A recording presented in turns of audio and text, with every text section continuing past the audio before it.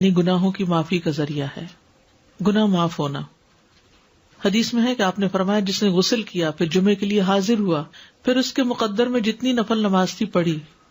یعنی مسجد میں آ کے مسجد کے نفل پڑھے، ویسے پڑھے، پھر خاموشی سے خطبہ سنتا رہا حتیٰ کہ خطیب اپنے خطبے سے فارغ ہو گیا، پھر اس کے ساتھ نماز پڑھی، اس کے اس جمعے سے لے کر دوسرے جمعے تک کے گناہ بخش دیے جاتے ہیں، اور مزید 3 دنوں کے بھی۔ رسول اللہ صلی اللہ علیہ وسلم نے فرمایا جس نے جمعہ کے دن غسل جنابت کیا پھر نماز کے لیے چلا گیا تو گویا اس نے 1 اونٹ کی قربانی کی، اور جو شخص دوسری گھڑی میں چلا تو گویا اس نے 1 گائے کی قربانی کی، اور جو تیسری گھڑی میں چلا تو گویا اس نے 1 سینگ والے دمبے کی قربانی کی، اور جو چوتھی گھڑی میں چلا تو گویا اس نے 1 مرغی کی قربانی کی، جو 5ویں گھڑی میں چلا تو گویا اس نے 1 انڈا اللہ کی راہ میں دیا۔ اور جب امام خطبے کے لیے نکل جاتا ہے تو فرشتے ذکر سننے کے لیے حاضر ہو جاتے ہیں، یعنی وہ لکھنا بند کر دیتے ہیں۔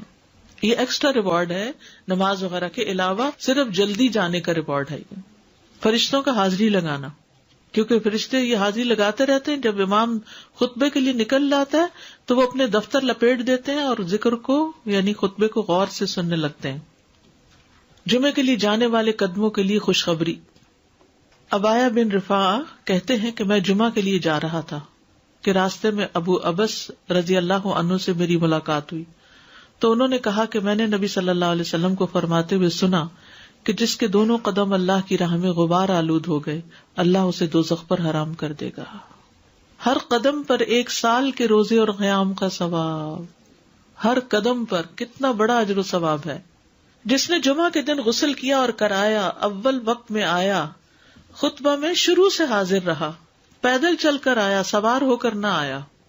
یعنی ایسی جگہ بھی ہوتی ہے نا کہ جہاں پر مسجدیں بہت دور نہیں ہوتی ہیں، موسم اتنے سخت نہیں ہوتے،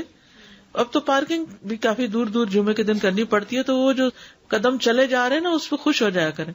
امام سے قریب ہو کر توجہ سے خطبہ سنا، جلدی بھی پہنچ جائے تو ذرا دور گاڑی پارک کر لیں، اور خطبے کے دوران فضول حرکت نہ کی، اسے ہر قدم کے بدلے 1 سال کے عمل یعنی 1 سال کے روزے اور اس کے قیام کا ثواب ملے گا۔ یہ پرائرٹی ہے نا،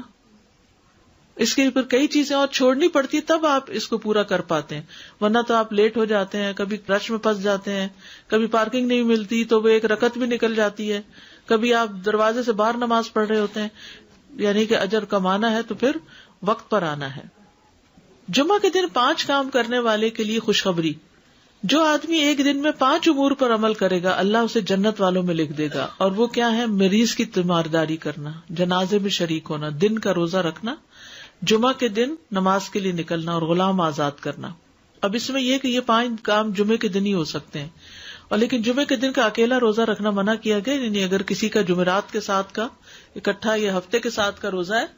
کوئی قضا رکھ رہا ہے یا ویسے ہی کوئی کفارے وغیرہ کے بھی رکھ رہا ہے، اچھا اس دن صدقہ خیرات کرنا بھی عام دنوں کے مقابلے میں زیادہ اجر و ثواب کا باعث ہے، تو انسان جمعے کے دن کی نا کچھ اس طرح کی پلاننگ کرے کہ اس دن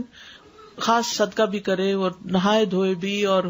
ساری زیب و زینت اور پھر تیار ہو اور گھر بھی صاف ستھرا کرے، یعنی ایک اہتمام نظر آئے کہ آج جمعہ کا دن ہے۔